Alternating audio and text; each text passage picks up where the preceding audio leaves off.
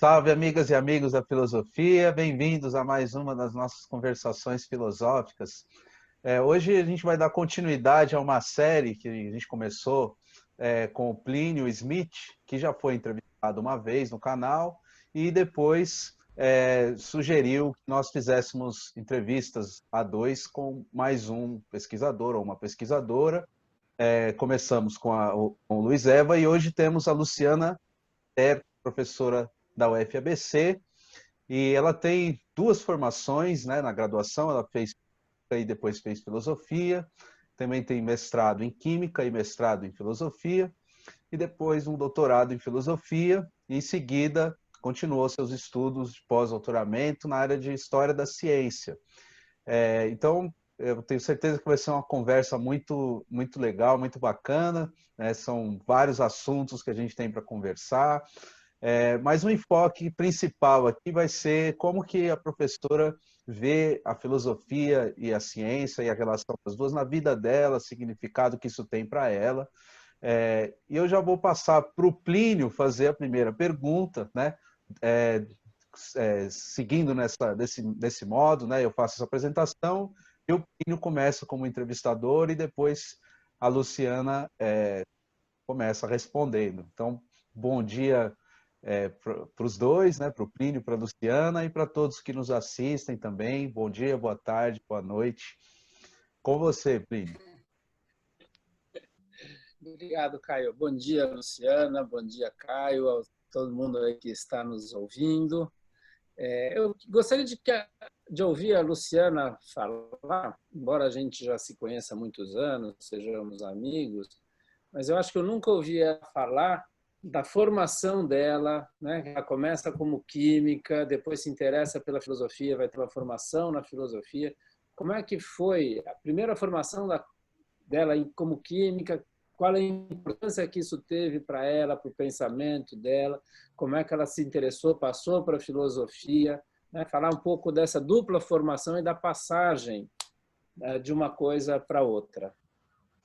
Bom, queria agradecer, Caio, realmente é um prazer conhecer você, sei do seu sucesso, do canal, e, enfim, é um prazer estar aqui conversando com vocês, ainda mais na presença do Plínio, que é uma pessoa que eu gosto muito pessoalmente, admiro intelectualmente, enfim, é um interlocutor muito querido. Então, muito obrigada pelo convite. Plínio, acho que a gente nunca conversou mesmo sobre essa passagem minha. Na verdade, hoje, assim, olhando retrospectivamente, né, eu terminei o ensino médio, fiz o ensino médio inteiro numa escola aqui, bem, na época era conservadora, hoje ela está tentando dar uma atualizada, que é o Colégio Rio Branco, que fica aqui na zona oeste de São Paulo. E quando eu terminei o ensino médio, eu não tinha dúvida que os meus interesses eles estavam voltados para questões ligadas à ciência. E dentre as questões científicas, tinha uma que eu lembro que me incomodava, mas me incomodava de uma maneira quase ingenuamente existencial, digamos assim, que é como que um átomo, como o carbono, com os 4 ganchos dele, poderia dar origem à vida. Eu não entendia isso, quer dizer, por que o carbono? Porque você necessita de um átomo com a configuração tetraédrica, com as 4 ligações, e isso me inquietava demais, né? Aí eu comecei já no segundo ano do ensino médio ler coisas bastante gerais sobre química orgânica e não tinha dúvida então que dentre as ciências a química era aquela que de alguma maneira poderia me dar algumas respostas.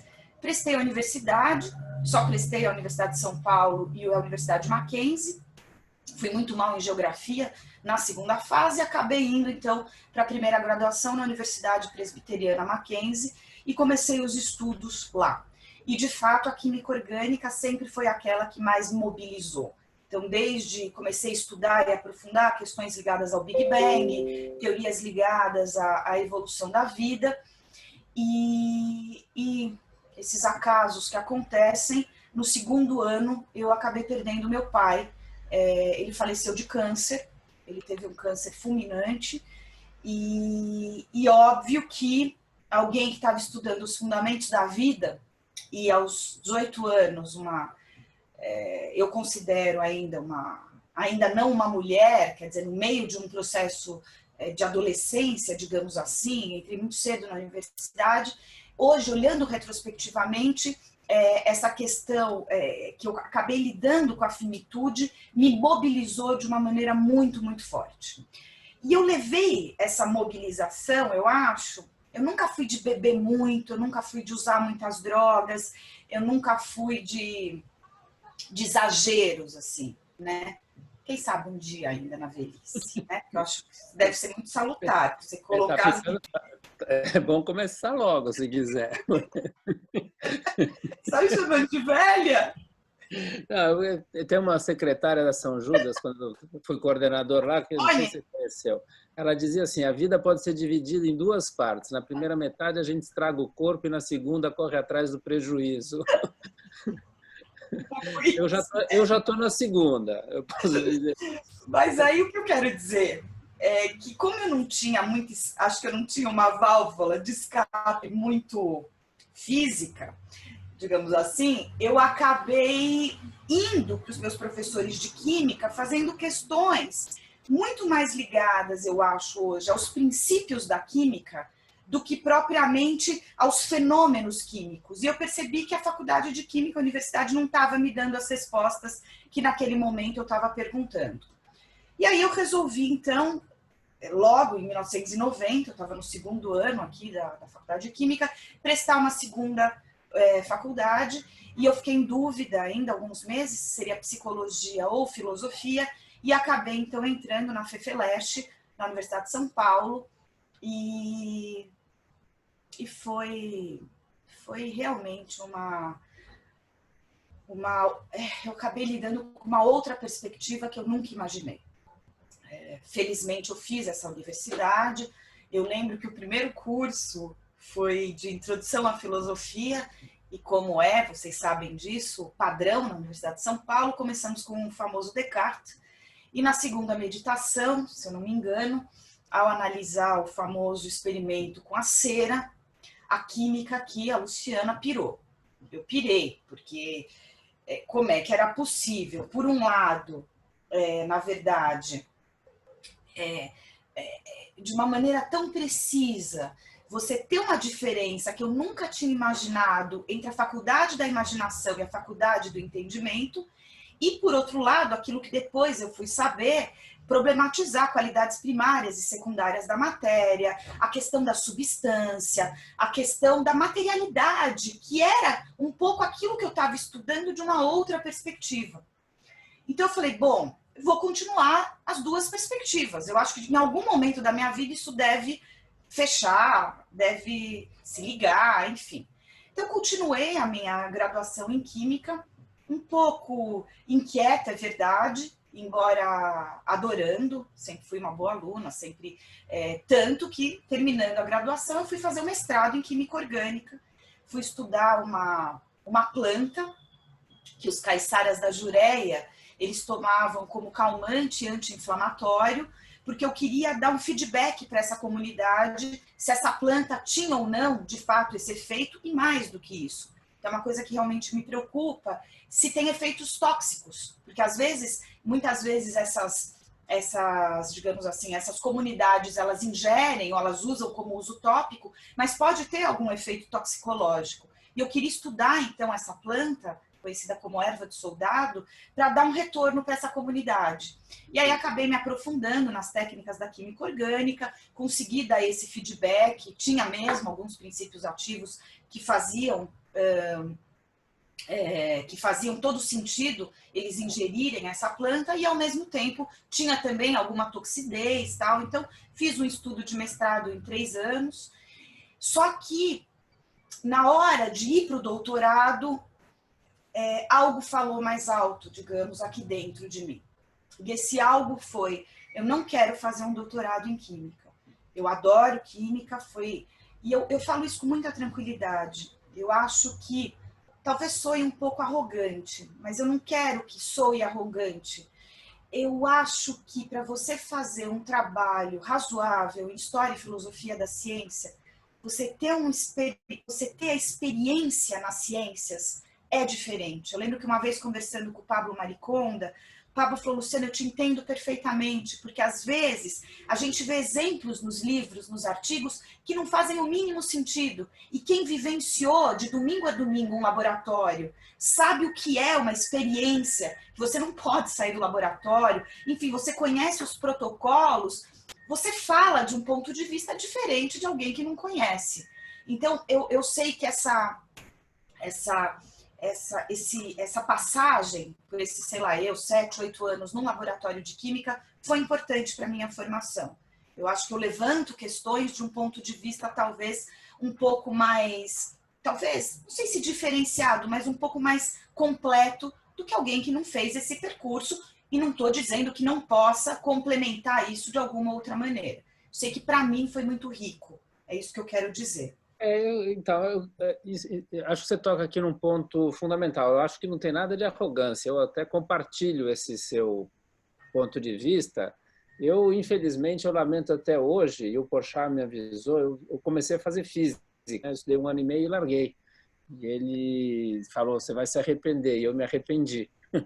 Exatamente pelo que você está falando. Mas eu vou te dizer, quer dizer, durante um ano, 1 ano e meio, você entrar num laboratório, fazer descrição dos aparelhos que você usa, da bibliografia que não sei o quê, aí você mostra os resultados, quer dizer, você tem uma técnica de escrever, né, relatar as experiências, e você ter o lado empírico. Realmente, eu vi muito pouco, mas eu vi alguma coisa, e eu acho que você tem toda a razão, acho que é fundamental. O que eu gostaria que você pensasse assim agora, quer dizer, minha curiosidade, claro, você fez a química, quer dizer, a química te dá uma formação e uma maneira de pensar. Aí você falou, quando você falou da filosofia, deu para ver que outra maneira de pensar. Eu acho que a filosofia, de fato, é uma maneira muito peculiar de pensar, né? E elas se complementam, mas talvez possa ter tensão entre elas. Como é que você avaliaria essas duas maneiras de pensar? Como elas se complementam e como elas podem entrar em tensão uma com a outra? Eu acho que tem uma característica minha que eu acho que vem das ciências. Então, por exemplo, quando me chamam, por exemplo, sei lá, para colaborar num livro didático, que aconteceu recentemente para a área de filosofia. Eu trabalhei junto agora com um historiador e um sociólogo. Nós estamos montando um livro. Bom, eles elogiaram muito a minha capacidade de síntese. Eles elogiaram bastante, porque eles tinham trabalhado com filósofos até então, que eram relativamente prolixos, e eles pedem uma lauda, e a pessoa escreve 5 laudas. Então, eu acho que a ciência me deu ela me instrumentalizou num tipo de escrita e num tipo de pensamento que eu vejo que às vezes difere de alguns colegas meus filósofos. Eu sou um pouco mais objetiva. Então, por exemplo, eu vi o Luiz Eva. O Luiz Eva responde algumas questões por um jeito muito filosófico mesmo, muito calmo, muito encadeado nos mínimos. Embora eu saiba que muitas vezes o meu pensamento ele passa por tudo isso, eu tenho uma linguagem e acho que é uma capacidade de síntese mesmo que a ciência me instrumentalizou. Por outro lado, eu acho que as ciências, muitas vezes, ela passa muito rápido por conceitos e por maneiras de encadear esses conceitos que deixam de lado questões fundamentais, Plínio. Então, se por um lado eu ganhei nas ciências, na linguagem, na capacidade sintética e etc., por outro lado, a filosofia, e talvez aí o meu olhar, que você percebeu, ela me abriu um âmbito de mundo mesmo, de cosmovisão, que era impensável para mim. Então, para dar um exemplo banal, da mesma maneira que aconteceu com a segunda meditação do Descartes, aconteceu isso muito forte quando eu comecei a estudar a concepção do eterno retorno do Nietzsche. Era impensável para mim existir uma outra concepção de temporalidade que a não linear judaico-cristã que eu tinha sido ensinada, quer dizer, com começo, meio e fim, com uma concepção de temporalidade cumulativa e linear, eu diria até, porque não, era um pouco positivista. Quando eu percebi, e o Nietzsche me abriu a possibilidade de ir para os gregos e perceber que era possível você vislumbrar, conceitualizar uma concepção temporal cíclica, que era possível você pensar num eterno retorno, seja por caminho cosmológico ou por imperativo ético, agora não importa, isso me abriu uma outra dimensão. Da mesma maneira que estudar a questão da cera me abriu concepções de materialidade. Então, eu acho que a filosofia, ela te abre uma perspectiva que as ciências não abordam. Por quê? Porque a filosofia, ela é como se ela tivesse um passo antes das ciências. É como se a filosofia, ela abrisse os questionamentos que, então, a ciência vai, de uma maneira simplesmente fenomênica, estudar. E isso foi a filosofia que me deu, Plínio. E aí, é claro, as relações entre ciência e ética, ciência e política, ciência e poder, ela acaba se abrindo, né? Então, eu acho que a filosofia, ela tensiona as ciências nesse sentido. Eu acho que as ciências não dão conta de uma cosmovisão que a filosofia acabou incrustando em mim. Quer dizer, eu penso a partir da filosofia, embora eu tenha, muitas vezes, uma maneira de lidar com esses problemas filosóficos um pouco mais sintético do que alguns dos meus colegas. Eu não sei se eu me fiz clara. Não, sim, acho que sim. Não sei se o Caio quer fazer alguma pergunta.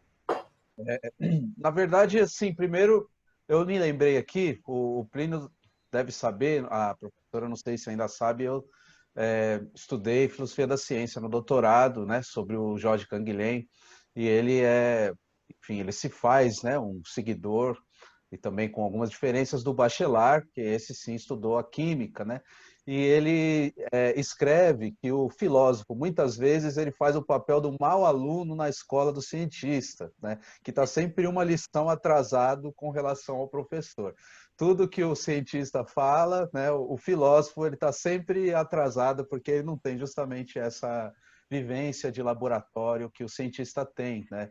Quando você falou, eu me lembrei do Bachelard. Mas aí há sempre um passo a mais a se dar, que é rumo à epistemologia, né? Que aí não é um papel que o cientista cumpre, simplesmente é necessário uma outra elaboração e, na minha visão, eu penso que o que tem de principalmente diferente é a valoração da ciência, né? Não sei, queria te perguntar sobre isso, a questão dos valores, né? A ciência se diz os fatos e a filosofia da ciência insere essa noção, essa dimensão valorativa. Queria saber se você pensa assim também. Penso assim, concordo plenamente com você, inclusive desde o início, paralelamente à minha formação, digamos, mais ligada à pesquisa, eu sempre tive um apreço e ainda tenho pela docência. E essa é uma das questões centrais que eu tenho que abordar para todos os meus alunos, desde os alunos que eu pude formar no ensino médio até os das várias universidades que eu passei. Eu acho que trabalhar com o mito da neutralidade científica, trabalhar com a relação e problematizar a ciência como uma construção humana, isso sempre percorreu principalmente os meus esforços ligados à docência. Acho que você tem toda a razão, Caio. Acho que ainda hoje é um tema absolutamente atual e pertinente, e eu acho que nós que temos essa dupla formação, ou que nos preocupamos com a filosofia da ciência, temos sempre que trabalhar. Inclusive agora, nesse exato momento, eu estou escrevendo um livro junto com um colega que é filósofo e químico, acho que é o segundo no Brasil, que tem essa formação, que eu achei, que é o professor Ronei Mocelin, da Universidade Federal do Paraná. E um dos capítulos desses nossos ensaios de História e Filosofia da Química que se tudo der certo deve ser publicado ano que vem, no começo do ano, pela Ciência Estudia, ele trabalha exatamente essa questão. Tem um capítulo que deve ser intitulado como Química e Ética, e é nesse capítulo de Química e Ética que a gente aborda a questão dos valores, seja pela via do Lacey, seja pela via do Heidegger ou do Habermas, a gente ainda está instrumentalizando. Agora, esse vai ser um ponto fundamental que a gente vai abordar, porque não dá mais para você dicotomizar a questão dos fatos e dos valores. Concordo plenamente. Você pode adiantar algumas coisinhas do capítulo que vocês estão pensando? Porque esse é um caso bem claro em que essa dupla formação sua combina numa coisa positiva, né? Quer dizer, você retoma a história da química, questões atuais da química, mas dando essa perspectiva filosófica que você tem trabalhado. Exato. Olha, Plínio, eu comecei, depois de uma formação que eu considero exemplar daquela que eu recebi na FEFELESH, quer dizer, uma leitura estrutural, estudar, quer dizer, eu estudo, digamos assim, há 20 anos o Francis Bacon, Boyle, não é à toa que o meu doutorado, eu fui atrás, eu acho, de um químico. No doutorado, eu acabei estudando a polêmica que o Spinoza tem com o Boyle, para tentar compreender um pouco a gênese do chamado empirismo moderno, o lugar da razão, da experiência, como é que esses primeiros laboratórios eles foram estruturados, os primeiros protocolos, o que era um testemunho para os primeiros experimentos, por exemplo, como Boyle fez ou como Lavoisier efetivou. Então, eu estudei muito isso no doutorado, né?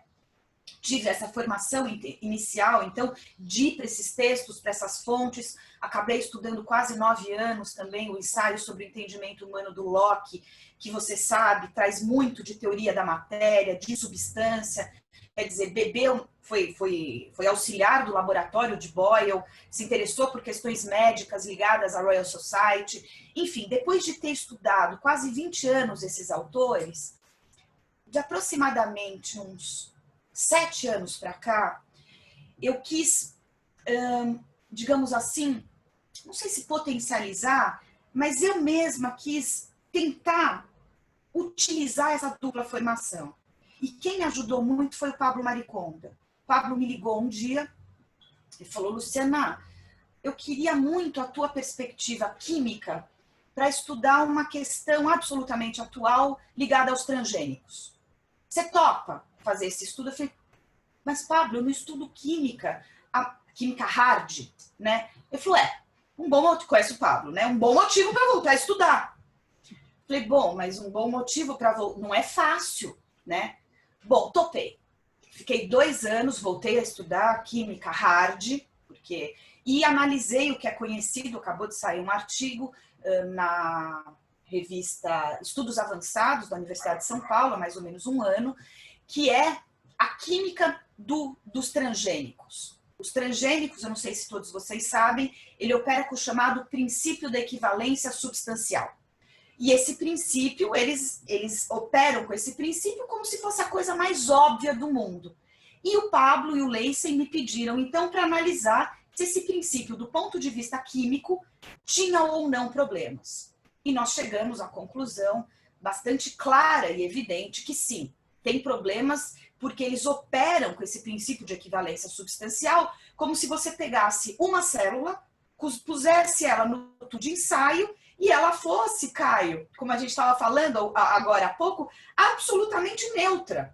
Como se você não fizesse esses estudos em campos abertos, como se não tivesse interação com o clima, como se não tivesse interação alguma com os animais, com o ser humano. Quer dizer, é utilizado uma química moderna e não uma química contemporânea. É operado um reducionismo epistemológico absurdo. Não é examinado os efeitos toxicológicos, os efeitos inesperados. Quer dizer, é absolutamente um estudo reducionista, absolutamente causal.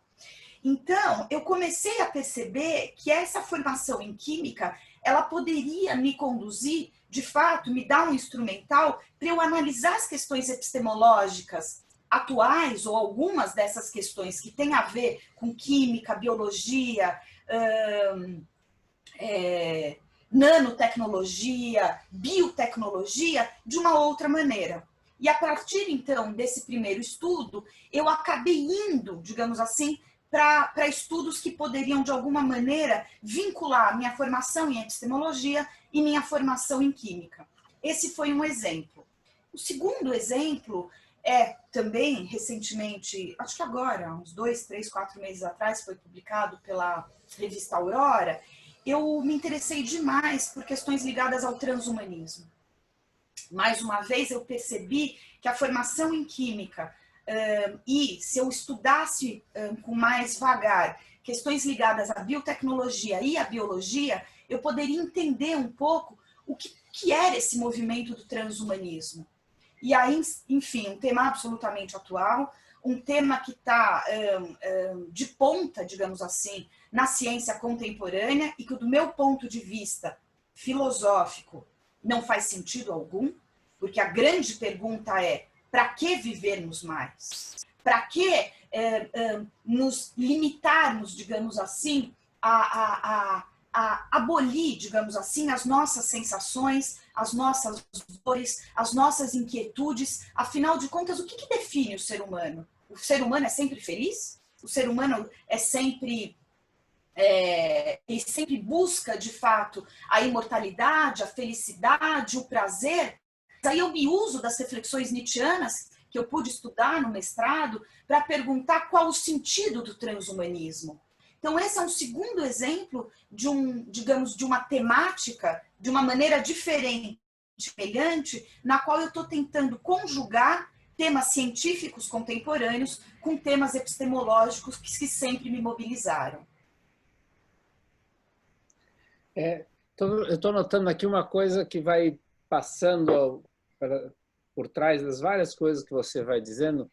Então, eu vou voltar para aquela coisa mais da filosofia como uma experiência, porque você falou que desde o colegial tinha o problema do átomo e do carbono, da química orgânica, por que do carbono surge a vida, qual é a origem da vida, aí você contou a experiência dura da morte do seu pai, né? Que te levou para a filosofia. Então, a filosofia é um pouco a experiência da morte, ao contrário da química, que explica a origem da vida. Agora chegamos nos transgênicos, que é a coisa onde você manipula a vida, né?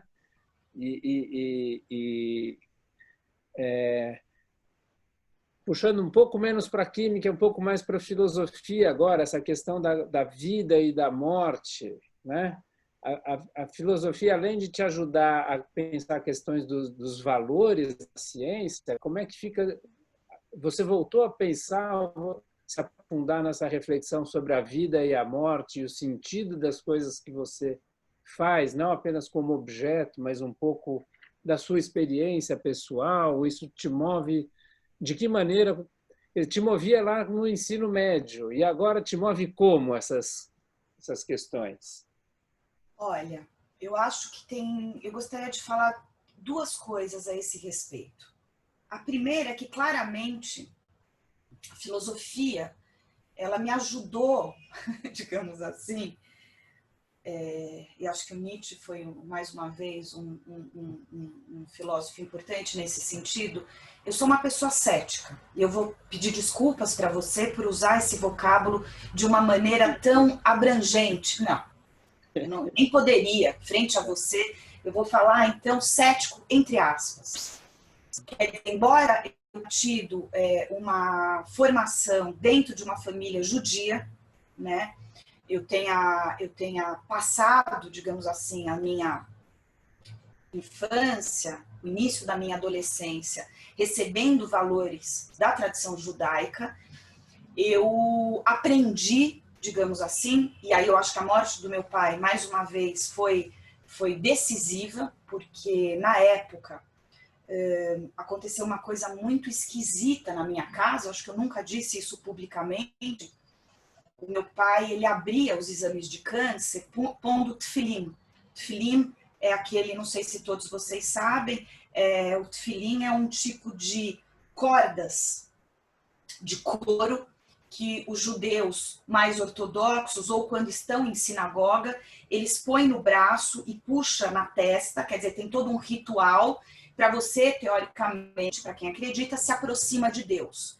E toda vez que meu pai recebia o CA do laboratório, que é o exame que mediria as células cancerígenas, ele punha o tefilim e rezava.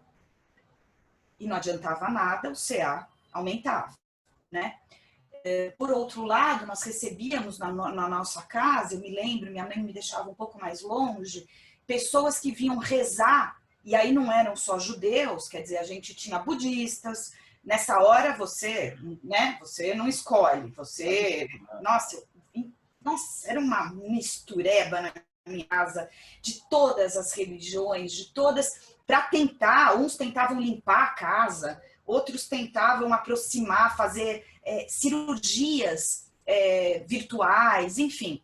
E eu crescendo com aquilo tudo, quando, imagina, a genealogia da moral caiu na minha mão, era o que eu precisava para jogar fora essa tradição que não tinha ajudado em nada, só tinha atrapalhado. Então, já naquela época, de um ponto de vista bastante forte, eu acabei deixando de lado valores ligados à metafísica e valores ligados à tradição religiosa. O tema da morte, Plínio, ele sempre foi muito forte.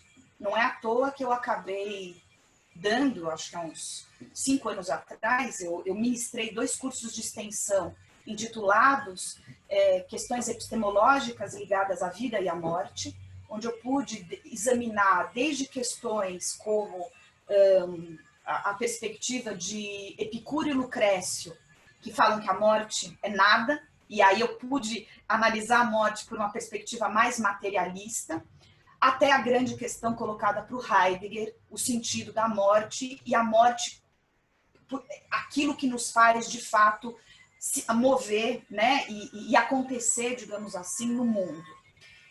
Acho que não tem um dia, Plínio, que eu não reflita sobre isso. Eu acho que quando eu tive aquele insight do eterno retorno, foi de alguma maneira por ver a mera possibilidade, ainda de uma maneira ingênua, de que o ciclo do tempo pudesse voltar e de alguma maneira eu pudesse estar com meu pai, estar com as pessoas que tinham morrido. Eu acho que a filosofia, ela me deu o que a religião não me deu. De uma maneira racional, de uma maneira, óbvio, absolutamente objetiva, digamos assim. Eu não acredito no além, eu não acredito na alma. De fato, hoje em dia eu sou uma pessoa muito, muito, muito cética, mas eu reflito muito sobre a morte. Eu reflito demais na questão da temporalidade humana. Isso são questões que, de Epicuro a Heidegger, me instrumentalizam o tempo todo. Não tem um dia. Quer dizer, se você hoje olha a minha biblioteca, então eu tenho coisas ligadas à alquimia, eu tenho coisas ligadas à teoria da matéria, eu tenho coisas ligadas a Locke, a Hume, mas hoje em dia eu comprei uma estante que eu diria sem brincadeira, eu acho que eu devo ter uns 40 livros que só falam da morte, nas suas mais diferentes perspectivas, porque eu acho que lá, e aí eu acho que você foi muito sagaz, você é uma pessoa muito sagaz, eu acho que lá do carbono até hoje, de uma maneira, seja de uma perspectiva mais científica ou mais filosófica, esse foi o tema, esse é o tema que me move. Que eu me lembrei, eu vou falando, o Caio, acho que você quer falar alguma coisa, Caio? Eu tenho, mas eu posso esperar. Então, eu queria perguntar sobre o seu pós-doc. Você falou que é a questão da história da ciência. Eu queria saber como é que você pensa a questão da história, se para você fazer a história da ciência é também uma forma de pensar a história da própria racionalidade, e aí saindo da ciência e usando a história da ciência como uma história crítica da construção da verdade, né? Porque eu, quando penso história da ciência, eu penso nesses termos. Eu queria saber para você, e complementando a pergunta, que a gente vive um tempo de negacionismo científico, né, em alguns lugares e tudo mais, e aí se pinta, né, uma ideia de que a ciência constrói verdades que não são atacáveis, quando se trata de mostrar, pela história dessas construções de verdades científicas, inclusive, que é justamente o contrário. A ciência é o campo da crítica, é o campo das hipóteses, de colocar em suspenso as dúvidas antes de se construir chamadas verdades científicas que estão sempre abertas e tudo. Então, eu queria te perguntar sobre como você vê a questão da história e a questão da crítica ao mesmo tempo. A história da ciência, ela sempre me acompanhou. Ela sempre me acompanhou. Inclusive, quando eu falo de filosofia da ciência, eu tenho um trabalho que une a história e a filosofia da ciência. Eu não consigo dicotomizar, eu não consigo fazer um trabalho só filosófico ou só histórico. Embora essa história não seja a história pedigree, não seja a história positivista, absolutamente não. Quer dizer, eu acho que claramente nos meus textos, nos meus trabalhos, eu me adequei muito rapidamente já à chamada nova historiografia, na qual você tem muito mais, você não trabalha mais uma linearidade, mas você tem talvez rupturas e continuidades. Eu acho que é um pouco essa minha pegada, e eu posso daqui a pouco explicar um pouco melhor isso, se for o caso. Mas, Caio, eu acho que a história das ciências, para mim, ela foi mais um instrumento, talvez uma ferramenta, para eu pensar a história das ideias. Eu acho que a história da ciência me ajudou a me aproximar um pouco da história das ideias. Tanto que nesse livro que eu comentei rapidamente, que vai ter um capítulo sobre química e ética, é interessante porque ele é um livro que ele tem, sei lá, nos 2 primeiros capítulos, ele está mais ligado à história, digamos assim, da química, à história das ciências. Depois você tem 1 ou 2 capítulos que ele tem um caráter um pouco mais epistêmico, e os 2 últimos capítulos, um caráter mais sociológico. Então, a história das ciências, ela sempre me acompanhou, ela é um instrumento que eu uso, mas um instrumento, como você bem colocou, um instrumento de crítica. Um instrumento muito, muito poderoso, eu diria, de crítica. Eu estou com muita vontade agora, muita vontade. É algo que está me mobilizando, me inquietando de uns 5 meses para cá. E eu fui contatada por uma pessoa, mas eu não sei se eu quero fazer exatamente dessa maneira. Eu queria muito criar algum mecanismo no qual eu usasse a história da ciência para mostrar que a ciência é crítica, sim, que a ciência opera com hipótese, sim, que a ciência se distingue da religião exatamente por não ser dogmática, portanto, mas, ao mesmo tempo, ela se diferencia do senso comum, porque o lugar da hipótese, o lugar do fato, o lugar das explicações científicas, ela não é o lugar da doxa.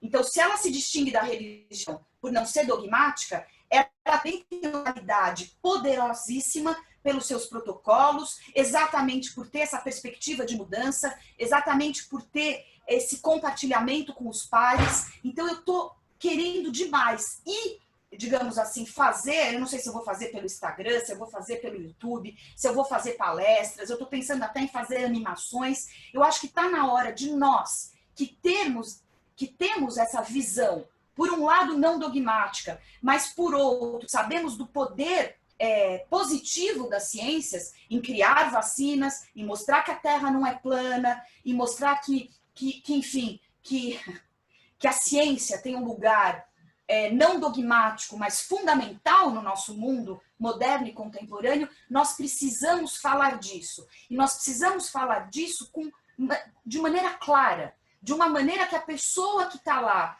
que acha que olhar para o infinito mostra que a Terra é plana, quer dizer, perceba por meio de falas, de pequenos experimentos e etc., como que desde Galileu, como desde Copérnico, a gente pode mostrar que não é assim.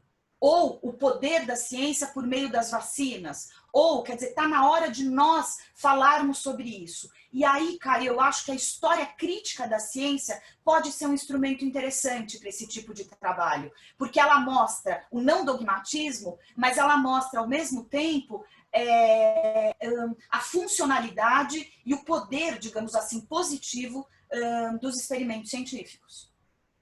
Eu acho que está na hora. Precisamos fazer isso. Eu acho que você tem razão. Acho muito legal que você faça isso. O que eu estou assim, pensando nas suas respostas, e tal, pegando esse gancho da pergunta do Caio, então eu mudei um pouco o que eu ia perguntar lá atrás, agora eu vou ter que readaptar. Até porque ficou um pouco para trás, mas um pouco você teve uma formação religiosa, você tem uma família era religiosa, e você leu Nietzsche e aquilo de alguma maneira te deu o que você queria para se livrar de certas coisas. Tá? A filosofia veio a substituir um pouco a religião. De outro lado, você tem uma formação científica, e agora você fez um elogio da ciência, que eu acho que você tem razão, sem cair num dogmatismo da ciência, achar que a ciência traz verdades, etc. e tal, mas a ciência tem um papel importante e positivo também na sociedade humana, né? Então, mas de outro lado, a ciência, você mesma falou que não, certas questões a ciência não coloca, e aquilo você teve que dar um passo além, buscar uma outra formação, que é a filosofia. Então, agora vem a pergunta: a filosofia te deu aquilo que você perdeu com a religião e aquilo que a ciência não te dava? Quer dizer, de fato, deixa eu explicar um pouquinho melhor, fazer uma comparação, porque, por exemplo, o Porchat, no texto que eu acho que é o mais bonito que ele escreveu, chama Prefácio a uma Filosofia, é um texto muito inicial. A primeira sessão é ele falando da formação religiosa dele e a perda da fé. Que a razão, como ele era tomista, ele era católico, né? Tomista, ele achava que podia conciliar razão e fé. Aí ele fez filosofia e ele percebeu que não dava para conciliar razão e fé, que o exercício crítico da razão destruía todas as provas da existência de Deus. E durante meses ele sofreu muito, porque ele não sabia se ele tinha que ser fiel à razão dele ou se fiel à formação, e no final ele achou que a honestidade intelectual levava ele para o lado da razão, e ele perdeu a fé e foi muito duro. E ele se fez filósofo e ele esperava que a filosofia desse para ele aquilo que ele tinha perdido com a religião. Mas a filosofia não deu. A filosofia não deu. Depois ele dá um jeito e tem a filosofia da visão comum do mundo e não sei o quê, mas a reação inicial, o absoluto ele tinha perdido. A filosofia não ia entregar para ele, por exemplo, um eterno retorno, porque alguma eternidade tem aí, entende? Então, a minha pergunta é: você perdeu a religião, a ciência te dá algumas coisas, mas não te dá tudo, e a filosofia te deu aquilo que, nesse vazio da religião e da ciência, ou a filosofia não é capaz, ou o que a filosofia... Olha, Plínio, eu não saberia responder de maneira talvez absoluta, mas a filosofia, e aí foi Spinoza, a concepção de natureza do Spinoza, hoje, acho que não é à toa, né, que ele é um judeu marrano, me dá hoje uma certa paz. Paz no sentido de inquietude, no sentido de mobilização. O que eu estou querendo dizer com isso? Eu não busco mais aquilo que eu buscava. Eu não busco mais eternidade, eu não busco mais um além. Eu tenho claro para mim os limites da imanência. Eu acho que isso Spinoza me deu com muita clareza. O que eu acredito? Eu acredito na imanência. É isso, eu acredito nessa vida, nesse agora, e se eu tivesse que, com dezenas de aspas, substituir o vocábulo do absoluto, da divindade, seria a natureza. Mas uma natureza, essa natureza imanente, que possivelmente, por causa dessa ciência que eu acabei de elogiar, e portanto, por causa agora do uso que o ser humano fez dessa ciência, eu não acho que é a ciência, como não é a arte, como não é o uso humano dessa ciência, que essa natureza em breve não vai mais estar aqui. Eu acho que o nosso caminho, infelizmente, eu sou muito pessimista, eu acho que o humano está traçando um caminho que não tem volta, né? Então, mas isso é uma outra discussão. É a mesma. Eu também sou bem pessimista. Não sei se o Caio é pessimista. Eu sou super pessimista. Caio é pessimista? No sentido humano, sim, né? Mas talvez para o planeta seja bom o homem desaparecer. nossa, quem assiste isso vai... Essa é a visão otimista, né? Eu já ia dizer que, exatamente.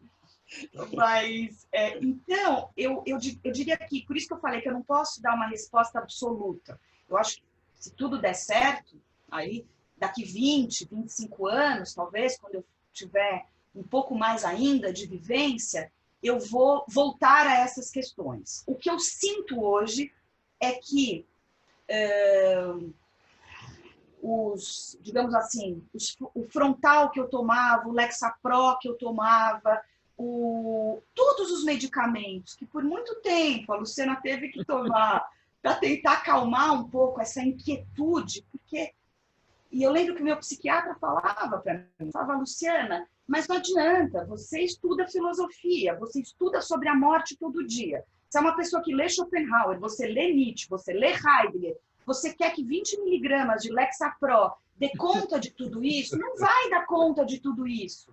E eu tomando o Lexapro e continuava. E aí, como eu não bebo muito, como eu não uso muitas drogas, e eu começo a ler. Nessa epidemia que eu tô... Bom, eu não, todos nós, entendeu? Eu só estudo. E quanto mais estudo, mais pessimista eu fico. Na verdade, é isso. Que inveja. Então, eu estudo pouco na pandemia, mas... Bom, mas muita louça, faço edição com o filho. Então, assim, eu acho que hoje o que a filosofia me deu, e me deu uma certa acalmada, foi a crença, ou na verdade, a reflexão na imanência. Hoje eu tenho claro para mim que nenhum tipo de diagnóstico para o além, para a transcendência, para a metafísica, faz o mínimo sentido para mim. E talvez ao contrário do professor Porchat, isso me acalmou. É isso que temos, e é isso que temos que lidar. Mas fala um pouco mais dessa sua concepção de natureza, porque não pode ser a mesma do Spinoza, a não ser pela questão da imanência. Você fez química, né? Você já falou da questão do redutivismo e do não redutivismo, né? Quer dizer, você não pode reduzir a vida ao carbono. Imagino, não é? Isso estaria justamente naquela perspectiva do transgênico da qual você é crítica, né? Então, fala um pouco mais dessa noção, assim, não precisa me dar uma definição, elaborar uma teoria sobre a natureza, mas assim, mais ou menos o que é a natureza, ou está imerso na natureza? Eu acho que tem duas coisas no Spinoza que me ajudam a pensar, né? Eu acho que, por um lado, a definição linda que ele tem, linda, não linda, aí algumas pessoas que estão nos ouvindo não vão achar linda. Eu acho linda, porque eu acho muito real. Nós somos conatos, né? Se a gente fosse usar, Caio, que conhece bem, Plínio também, poderia falar que nós vamos tomar potência, para usar um anacronismo nietzschiano. Ou seja, o que o ser humano é?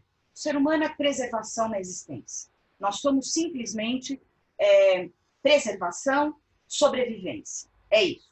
Depois a gente pode discutir como é que o suicídio entra, mas eu concordo com o Spinoza e o Nietzsche que nós somos, portanto, e que nós vamos, portanto, utilizar todos os mecanismos que nós temos, seja o passional, seja o ético, seja o ligado às ciências e etc., para continuar sobrevivendo na existência. Isso significa uma outra coisa que eu acho linda, mas a maioria das pessoas não acha linda, que nós somos seres interessados.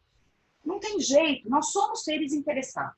Por quê? Porque a nossa sobrevivência é o nosso umbigo e é por isso que o mundo está da maneira como ele está.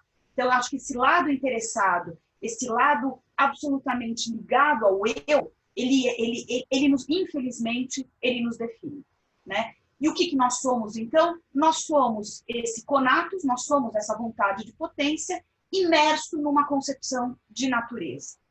Bom, mas daí você pode falar, querida Luciana, tem uma tensão na sua fala.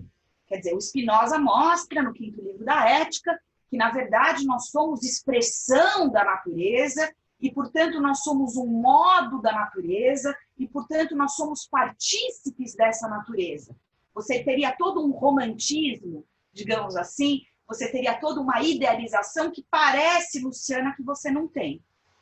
E é verdade, Plínio, eu não tenho, mas sabe o que eu acho? Que eu busco. Eu busco isso. E eu não encontro.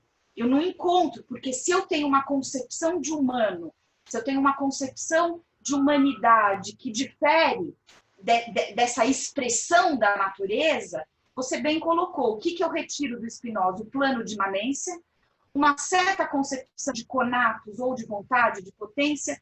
Eu acho que eu busco, com todas as minhas forças, uma concepção mais romantizada ou idealizada, que infelizmente eu ainda não encontrei. Eu acho que um dia, quando eu crescer, eu queria acreditar na proposta spinozana, mas hoje em dia eu ainda não consigo. E eu acho que faz parte da filosofia, muitas vezes, como você está perguntando muito mais da minha relação com a filosofia do que quando eu escrevo um artigo sobre Spinoza, porque daí é outra coisa. Então, a minha relação é uma relação de tensão.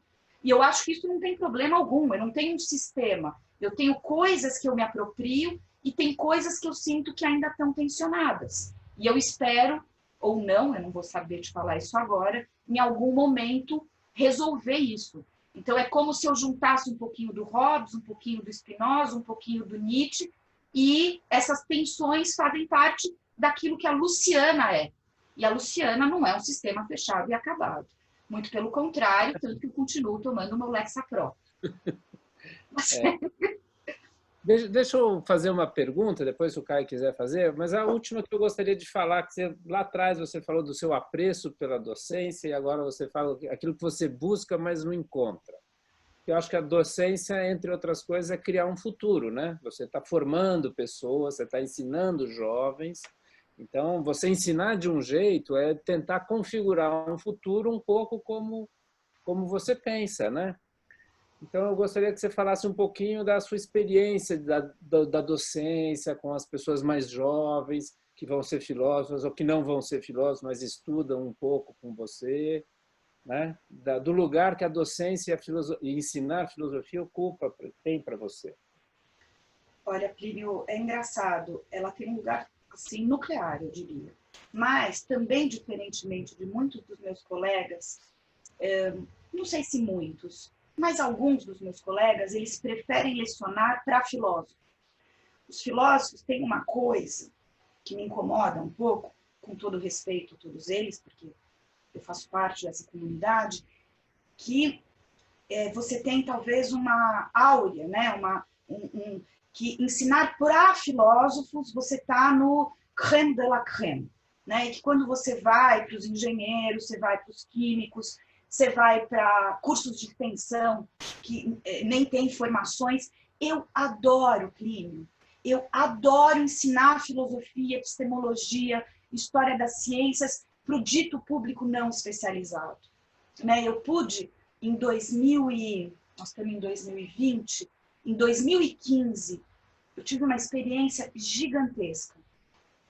Então, na Prefeitura de São Paulo, no governo Haddad, ele contratou um grupo de docentes da Federal do ABC para poder dar formação para os professores da rede pública, e eu pude coordenar e ministrar para 4.000 professores da rede pública, professores de geografia, de história, de artes, professores de creche. Eu pude dar um curso de epistemologia e ética e coordenar a parte de humanidades. Foi uma das experiências mais gratificantes que eu tive.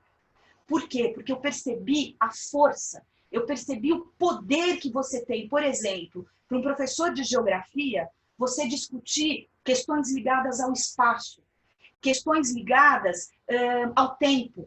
Eu pude perceber para um professor de química a força que tem você conceitualizar diferentes concepções de matéria, e assim por diante. Ou seja, a filosofia, no âmbito do ensino, se você consegue ir para os princípios originais da química, da física, da geografia, da história, do currículo, não importa a matéria, o importante é como você direciona essas aulas e essa formação, o resultado ele é muito grandioso. Então, eu acho que, claro, se eu estou dando um curso de pós-graduação com o de Locke, Óbvio que eu adoro, óbvio que eu posso aprofundar determinadas coisas e ampliar o meu objeto de pesquisa, eu não poderia em outros cursos.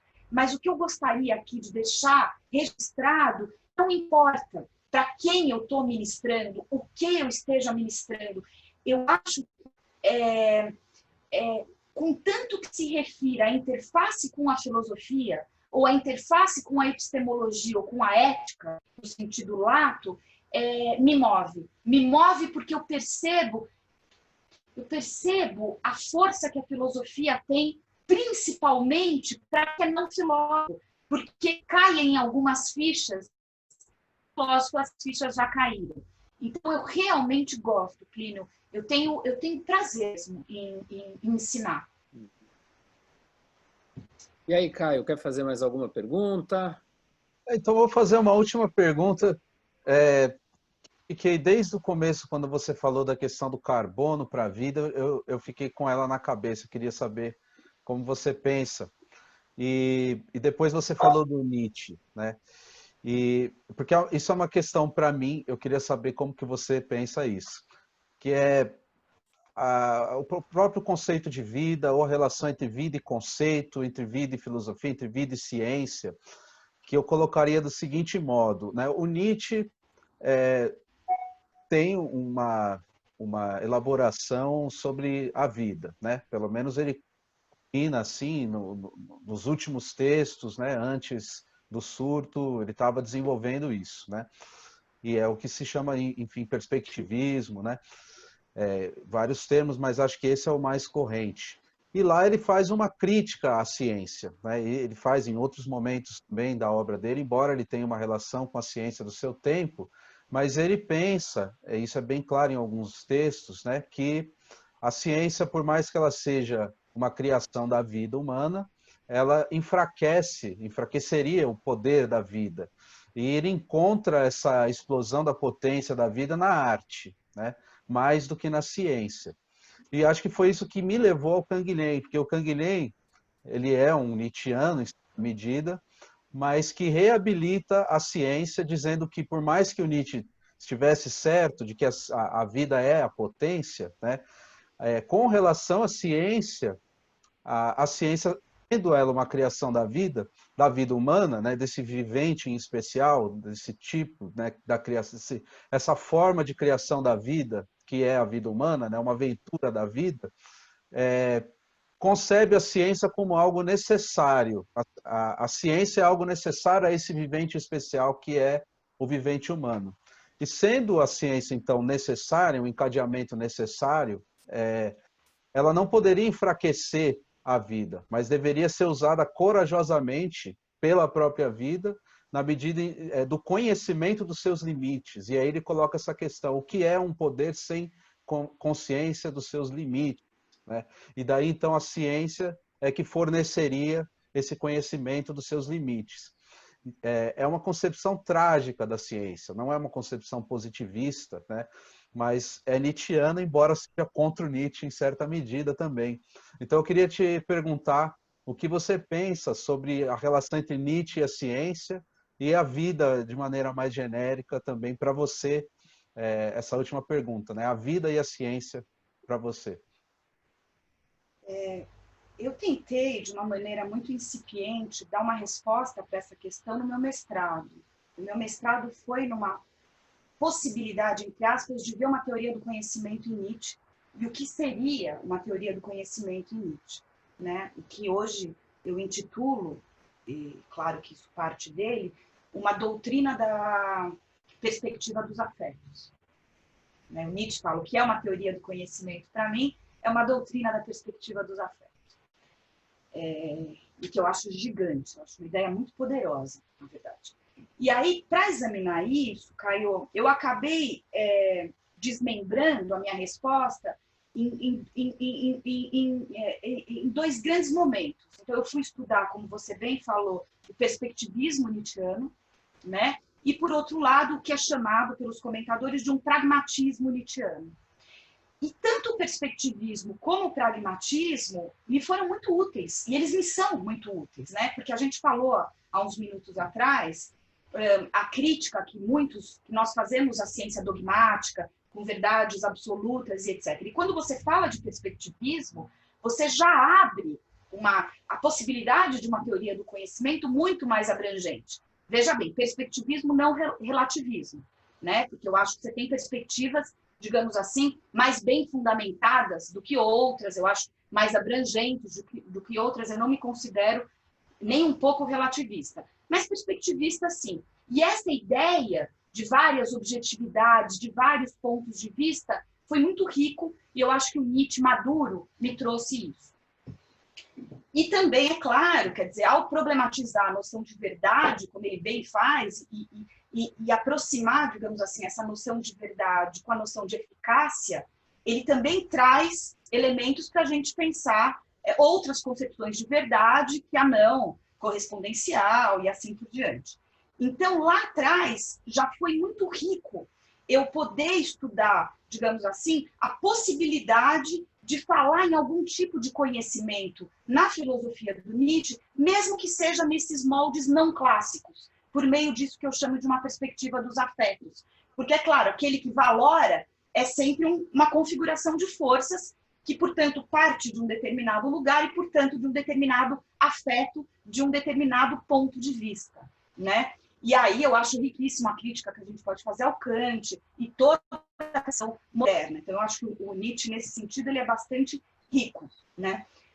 Não sei até que ponto hoje, eu acho que hoje, na verdade, eu lido com essa questão um pouco dessa maneira. É claro que eu acabei ganhando outros referenciais teóricos, eu acabei lendo muito mais de sociologia da ciência, filosofia da ciência, mas se eu tivesse em 2 minutos, né, falar sobre isso, eu acho que perspectivismo e pragmatismo são 2 possibilidades de lidar com a ciência que me são muito caras e muito ricas. Por quê? Porque agora eu não fico, digamos assim, na parte somente crítica ou negativa. Eu acho que falar em perspectivismo e falar em pragmatismo, diferentemente do Nietzsche, trazem questões propositivas para a ciência.